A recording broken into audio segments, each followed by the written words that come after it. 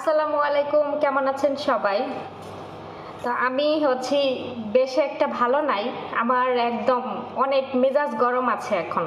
তো ভাবলাম আপনাদের সাথে শেয়ার করি। আমি আপনাদেরকে এর আগে একটা ভিডিওতে বলছিলাম যে আমার ম্যাডাম হচ্ছে হসপিটালে গেছে তার বাচ্চা ডেলিভারি হওয়ার ডেট জানার জন্য। ডক্টরে ডেট কবে দেয়, তো ডক্টরে হচ্ছে এক্স্যাক্টলি কোনো ডেট দেয় নাই। এই মাসের মধ্যে হবে আর কি এটা বলছে, কিন্তু কয় তারিখে হবে এটা কোনো তারিখ বলে নাই। ঠিক আছে, তো যেদিন ম্যাডামরা হসপিটালে গেছে ওই দিন আমার ম্যাডামের যে মেঝু মেয়ে ও আমাকে বলতেছে যে মা হসপিটালে গেছে বাচ্চা হবে ওটা ডেট জানার জন্য। তাহলে আমি যেহেতু এ বাসায় কাজ করি তাহলে আমি ওদেরকে জিজ্ঞাসা করতেই পারি যে ডেট হচ্ছে কবে দিছে। তো ম্যাডাম হসপিটাল থেকে আসার পরে আমি একদিন পরে জিজ্ঞাসা করছি যে ম্যাডামের ডেট কবে দিছে।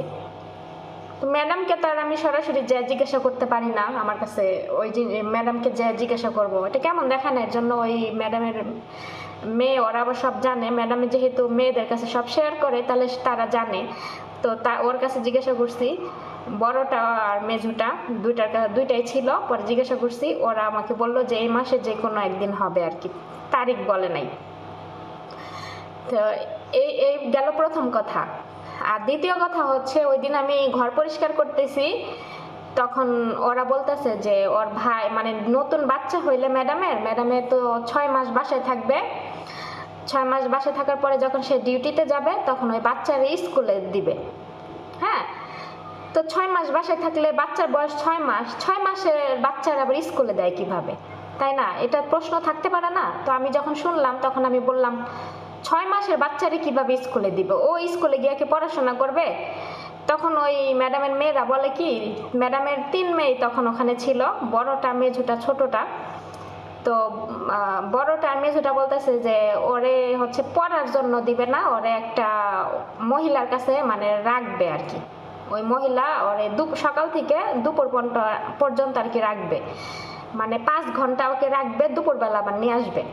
তখন আমি যেহেতু এই কথা যখন শুনছি তখন আমি মনে মনে ভেবে দেখলাম যে সকালে তারা ডিউটিতে যাবে, দুপুরে চলে আসবে, মানে সকাল 6:30টায় বাসার থেকে বের হয়, বাসায় আসে দুপুর 1:45টার সময়।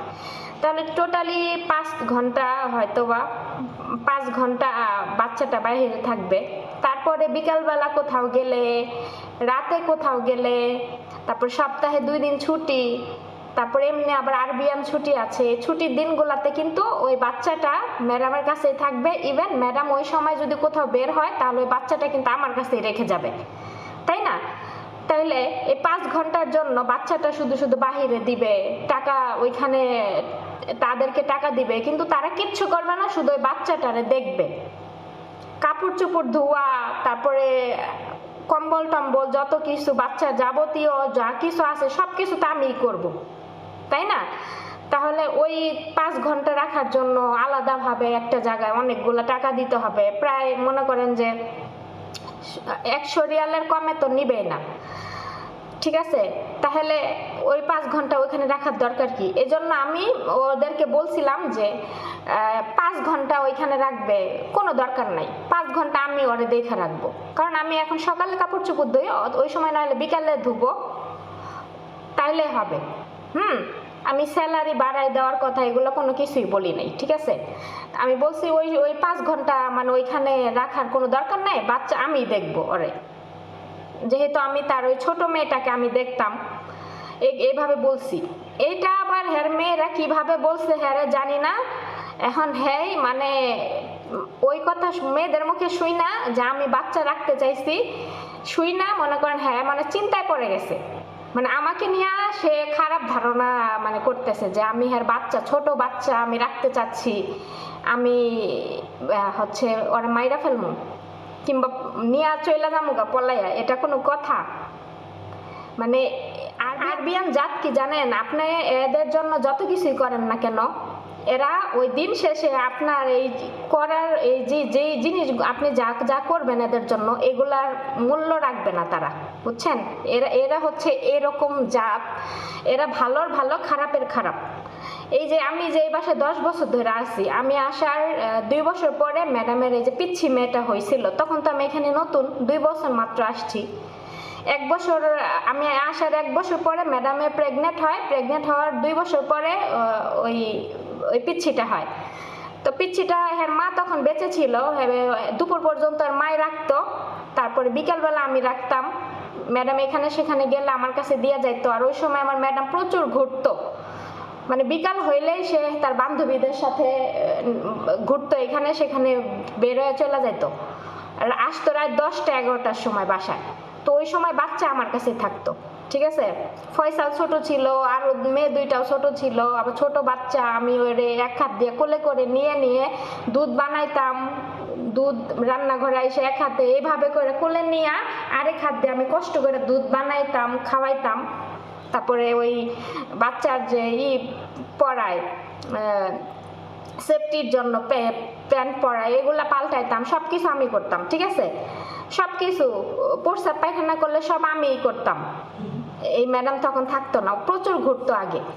তাইলে তার কি ওই জ্ঞানটা নাই যে আমার একটা বাচ্চা তো ওই পালছে, তাহলে হয়তো বা আরেকটা বাচ্চা হবে, তাহলে এই বাচ্চাটাকে নিয়ে আমি কেন ওরে নিয়ে মানে খারাপ কিছু ভাবি?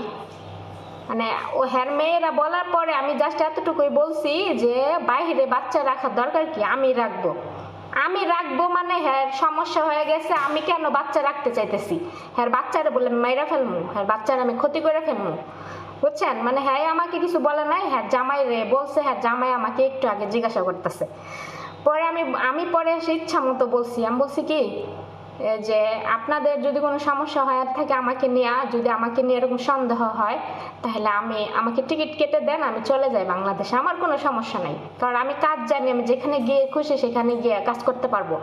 তখন হ্যাঁ জামাই বলতেছে যে না ওই রকম কিছুই না, মানে আমি বলছি এই কথার জন্য সে টেনশনে পড়ে গেছে। এই দেখেন ফয়সালকে তো দেখলেনি, এখন বিকালবেলা ওরে ফয়সালকে রাইখা চলে গেছে সবাই বাহিরে, আমি আর ওই বাসায়। তাইলে হ্যাঁ 4 জন পোলাপান হ্যাঁ ডিউটিতে যায়, এই যে বাচ্চা ডেলিভারি হয় হসপিটালে যাইব, কয়দিন থাকবো ঠিক নাই। তাহলে এখানে আবার মেয়ে যখন ম্যাডামের যখন ছোট মেয়ে হয়েছিল তখন 3 দিন ছিল হসপিটালে, আর এখন ছেলে হবে, তাহলে ছেলের ক্ষেত্রে আরো বেশি থাকতে হবে। কেন জানেন? কারণ ওদের দেশে বাচ্চা হওয়ার সাথে সাথে ওরা হসপিটালেই ছোট বাচ্চাকে মুসলমানি দিয়া ফেলে ছেলেদের। তাহলে ওই ছেলেটাকে বাচ্চাকে মুসলমানি দিবে, ওইখানে বাচ্চাটার একটু ঘা ব্যথা কমবে, সুস্থ হবে, তারপর উনি বাসায় আসবে। এর আগে বাসায় আসতে পারবে না। এখন 7 দিন যায় না 10 দিন যায় এটা বলা যাচ্ছে না, ঠিক আছে? তাহলে এই হ্যাঁ যে 4টা পোলাপান এইগুলার তো আমারই দেখতে হবে, ওদের স্কুল আছে, ওরা আইসা খাওয়া দাওয়া করবে, বিকালে কি খাবে সব কিছু তো আমি খেয়াল রাখবো, তাই না? তাইলে হেরা এই 4টা পোলাপান আমি এতদিন 10 বছর ধরে দেখে রেখে আসতেছি, তাহলে ছোট একটা বাচ্চা হবে, সেটা নিয়ে কেন সে আমাকে নিয়ে খারাপ ধারণা করতেছে বলেন তো? আমি হ্যাঁ বাচ্চারে মাইরা ফেলমু, আমি হ্যাঁ বাচ্চারে কেন রাখতে চাচ্ছি? এটা কোনো কথা? তাহলে এইসব মানুষরে বলেন, এইসব মানুষের প্রতি কি আর কোনো মানে হ্যাঁ কাজ করতে ইচ্ছা করে বলেন? এই যে হ্যাঁ প্রেগনেন্ট, হ্যাঁ ডিউটি থেকে আইসা হ্যাঁ ঘুমাইবো, সেই ইটাও আমি মানে এই ইটা কম ইটা বিছায় যে ঘুমায় ফোমটা, এই ফোমটা আমি বিছায় রাখি যাতে হ্যাঁ ডিউটির থেকে, এটা কিন্তু আমার বইলে দেয় না, আমি নিজের থেকেই মনে মনে ভাবি যে হ্যাঁ প্রেগনেন্ট মানুষ আইসা ওই ফোমটা বিছাবে, কম্বলটা নিয়ে কম্বলটা মেলবে, হ্যাঁ কষ্ট হয়ে যাবে। আমি ফোমটা বিছায় রাখি, ফোমের উপরে বালিশটা দিয়ে রাখি, হ্যাঁ যেদিকে মাথা দিয়ে ঘুমায়, কম্বলটা পর্যন্ত আমি মেলা রাখি যাতে আর কষ্ট করে কম্বলটা মেলতে না হয়। হ্যাঁ প্রত্যেকটা কাজ আমি হ্যারে করে করে রাখি যাতে ওই জিনিসটা হ্যাঁ মনে করেন যে একদম রেডি পায়, হ্যাঁ জানি কষ্ট করে আর করতে না হয়।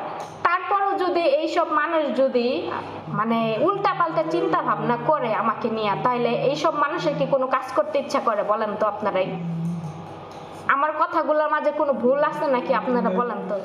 আমার খুব খারাপ লাগছে এই কথাগুলো শোনা। তো আমি ম্যাডামের হাজব্যান্ডের সাথে ইচ্ছা মতো হ্যারে কইছি, আমি বলছি যে আমি তো ভালোর জন্যই বললাম যে 5 ঘন্টা ওইখানে বাচ্চাটা রাখবো, তাহলে ওইখানেও এতগুলো টাকা দিতে হবে, আবার এইখানে আমি সব কাজ করব, আমার টাকা বাড়াই দিবে না, তারপরে আবার বিকালে আমার এখানে সেখানে গেলে আমাকে দিয়ে বাচ্চা রাখাবে, তাহলে ওই 5 ঘন্টা নাম কইরা নামের বাচ্চা অন্য জায়গায় কি রাখার কি দরকার, যে নাম করবে যে বাচ্চা বাহিরে রাখি, কি দরকার, আমি দেখব, তাই না? এখন এটা বলছি তাই দোষ হয়ে গেছে, আমি বলে হ্যাঁ ছোট বাচ্চার মাইরা ফেলবো, এর লেগে হ্যাঁ হ্যাঁ টেনশন ফিল করতেছে আমাকে নিয়ে, যে আমি হ্যাঁ বাচ্চারে কি না কি করবো, এর লেগে আমি হ্যাঁ বাচ্চা রাখতে চাচ্ছি। এগুলো কোনো কথা? হ্যাঁ আমার চোখের সামনে হ্যাঁ 4টা পোলাপান বড় হইলো, হ্যাঁ 4টা পোলাপান বড় হইলো, তাইলে কি হ্যাঁ কি আমাকে কি ভাবে আমি বুঝি না। এতদিন ধরে এই বাসায় আসার নিজের ফ্যামিলির মতো কাজ করে যদি লাস্টে এই প্রতিদান হ্যাগোর থেকে পাই, তাহলে কি এখানে আর কাজ করতে ইচ্ছা করে বলেন তো? পরে আমি লাস্টে হ্যাঁ জামাইরে বলছি যে আমি যদি চলে যাই না দেশে, তো আর আরেকটা লোক আনবি না, তখন ঠিকই বুঝবেন আপনারা যে আমি আসলে কি করছি, ঠিক আছে? আমি চলে গেলে না, আমি জাস্ট 2 মাসের জন্য দেশে ছুটিতে যাই, তখনই হেরা পাগল হয়ে জায়গা, আমাকে মেসেজের উপর মেসেজ দিতেই থাকে। আমার ম্যাডামের এই দেশের মহিলা, শুধু আমার ম্যাডাম না, এই দেশের মহিলাদের স্বভাব কি জানেন? এরা সারাদিন বাইরে বাইরে ঘুরতে পারবো, মার্কেট করতে পারবে, তারপর বাসার জন্য বাজার করতে পারবে, কেনাকাটা করতে পারবে, সারাদিন গাড়ি চালায় ঘুরতে পারবে, এগুলা তাদের কোনো সমস্যা হয় না, তারা তখন সুস্থ থাকে।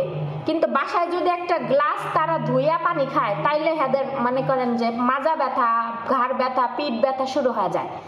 এরা মনে করেন বাহিরে বাহিরে সারাদিন ঘুরতে পারে, এরা অসুস্থ হয় না, কিন্তু ঘরের একটা কাজ তারা করতে গেলে তারা অসুস্থ হয়ে যায়। ওই মেয়েগুলারও সেম ভাবে বানাইছে। আজকে 2 দিন ধরে মেয়েদের মাথা চুল পর্যন্ত আশ্রয় না, খালি গোসল করে আসে, চুল আশ্রয় না, কারণ ম্যাডাম 2 দিন ধরে বাসায়, ম্যাডাম বাসায় থাকলে ম্যাডামে চুল বান্ধা দেয়, আর হ্যাঁ না থাকলে আমি বান্ধা দেই। তো ম্যাডাম যেহেতু বাসায়, আমি চুল বান্ধি না, ম্যাডামই বান্ধে দেখা। তো তারপর গতকালকে বলছিলাম যে চিরুনি নিয়ে চুল বান্ধা দেই, ওরা কয় না মা বান্ধা দিব। পরে ম্যাডামের মনে হয় ভালো লাগে নাই, হ্যাঁ বান্ধা দেয় নাই, ঠিক আছে, গতকালও বান্ধা দেয় নাই, আজকেও বান্ধা দেয় নাই। দেখি চুল ওইভাবেই, মানে চুল একটা এরকম মানে কাওয়ার বাসায় রয়েছে, ঠিক আছে? তাহলে এত বড় বড় মেয়ে, হ্যাঁ গড়ে ছোটটার কথা বাদ দিলাম, এই বড় 2টারও তো বলতে পারে যে চুলগুলা বাদ, যা ওয়াশরুমে গিয়া দাঁড়ায় চুল বান্ধা গোসল করে বেড়া, জীবনও কইব না। কারণ এদের কিছু শিখায় না, কেন জানেন? ওই যে বিয়া হইলে জামাই যদি কাজের লোক রেখে দেয় দিব, আর নাইলে কি করব, 12 মাস খাওয়ান বাইরের থেকে কিনা খাইবো, জীবনও তো রান্না খাইবো না।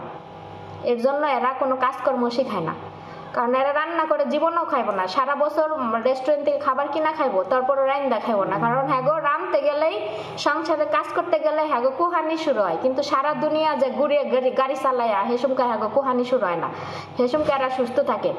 এই যে আমার ম্যাডামের প্রেগনেন্ট, ঠিক আছে, হ্যাঁ প্রত্যেক দিন গাড়ি নিয়ে বের হয়, ঘন্টার পর ঘন্টা গাড়ি চালায়, যে আজকে বিকেলে গেছে আর বইনেরে নিয়ে ঘুরবো, হ্যাঁ এখন অসুস্থ না, কিন্তু বাসায় যদি একটা গ্লাস ধুইয়া, একটা প্লেট ধুইয়া যদি খাবার খাইতে যায়, তাহলে হ্যাঁ কুহানি শুরু হয়, হ্যাঁ অসুস্থ। আমি সব কিছু যে রেডি রাখি, বুঝছেন, প্রত্যেকটা জিনিস আমি রেডি রাখি, আর কিচ্ছু করতে হয় না, কারণ আমি ভাবি যে না সে প্রেগনেন্ট, সে জানে একটা কিছু তার কাট করতে না হয়, আমি আগে থেকে রেডি রাখি। তারপরও আমাকে নিয়ে এই ধরনের সন্দেহ কেমনে করলো আমি বুঝি না। আমার তো শুনে আমার মেজাজ বিগড়ায় গেছে, আমার খুব জিদ উঠতেছে, জানেন, খুব জিদ উঠতেছে। আমার মনে হইতেছে যে আমি এখনই কাজ বন্ধ করে দেই, আমি চলে যাই দেশে, তাইলে ওরা ঠিকই বুঝতো যে আমি কি করি। কিন্তু আসলে মাথা রাগ করে কখনো কোনো জিনিস হয় না, মাথা ঠান্ডা রাখতে হয়। আমি ওদের সাথে আর কোনো কথাই বলবো না, আমার মতো আমি কাজ করে আমার মতো আমি বসে থাকবো, ওদের সাথে আমি কোনো কথাই বলবো না। এই যে আমি বললাম না যে আরব দেশের মানুষ যেমন ভালো তেমন খারাপ, দেখছেন? আমি যে 10 বছর ধরে এখানে কাজ করি, তাহলে তারা আমার কাজের এই এতদিন ধরে নিজের সংসারের মতো কাজ করার মূল্যায়নটা রাখলো কি, এর প্রতিদান কি এটাই? তারা আমাকে এখন তার ছোট বাচ্চা নিয়ে আমাকে কি ভাবা শুরু করছে, এর প্রতিদান কি এটাই বলেন? তো যাই হোক, অনেক কথাই বললাম। ভুল ত্রুটি হলে আপনারা এই কমেন্ট করবেন যে আমি কথাগুলো খারাপ বলছি কিনা। আপনারা ভাবেন যে এক বাসায় যদি এতদিন কাজ করার পরে লাস্টে তাদের যদি আমাকে নিয়ে এই ধরনের চিন্তা ভাবনা করে, তাহলে এই কেমন লাগে বলেন তো? আপনারাই বলেন কেমন লাগে। আপনারা তো দেখেন যে আমি ফয়সালকে কিভাবে দেখে রাখি, তারপরে এর বাসায় আমি কিভাবে কাজ করি, এগুলো তো আপনাদের সাথে তো আমি টুকটাক শেয়ার করে আপনারা দেখেন যে নিজের ফ্যামিলির মতো কাজ করি। তারপরেও যদি এরা এইভাবে আমাকে নিয়ে এই ধরনের চিন্তা ভাবনা করে, কেমন লাগে আপনারাই বলেন। এই যে ফয়সালের রাইখা চলে গেছে, ফয়সালের যে কি সুন্দর বৈশা রয়েছে আমার কাছে, তাহলে এখন কি ওনাদের কি চিন্তা হয় না যে ফয়সালের রাইখা গেছি, ফয়সালও মারে কি না না কি করে? হেরা তো খুব নিশ্চিন্তভাবে রেখে গেছে, তাহলে ছোট বাচ্চাটাকে নিয়ে কেন আমাকে নিয়ে এভাবে সন্দেহ করতেছে এরা? বুঝলাম না আমি। আমার খুব জিদ উঠতেছে জানেন, আমার তো কাজই করতে মন চাইতেছে না।